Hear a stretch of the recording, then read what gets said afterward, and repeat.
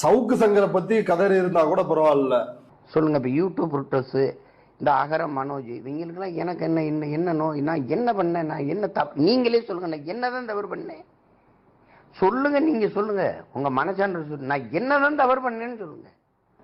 என்ன பண்ணேன்? யூடியூப் ரூட்டஸையும் அதர்ம மனோஜ பேரை சொல்லி கதறி இருக்கிறார் அப்படின்றதுதான் ரொம்ப முக்கியமான விஷயம். எந்த அளவுக்கு மன ரீதியாக யூடியூப் ரூட்டஸ் வீடியோக்களாலும் அதர்ம மனோஜ் வீடியோக்களாலும் சீமான் பாதிக்கப்பட்டிருக்கிறார் அப்படின்றத இந்த ஆடியோ அப்படின்றது ரொம்ப தெளிவா காட்டுது.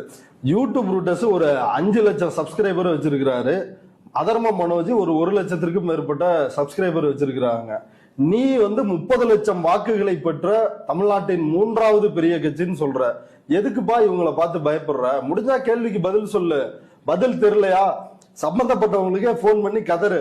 முதல்ல 2026ல உங்க கட்சி இருக்கான்னு வர்றா, அது எல்லாத்தையும் தாண்டிங்க ஒத்த வார்டு கவுன்சில் சீட்டு ஜெயிக்க வக்கு இல்லாத ஒரு அரசியல் அநாத நாய்.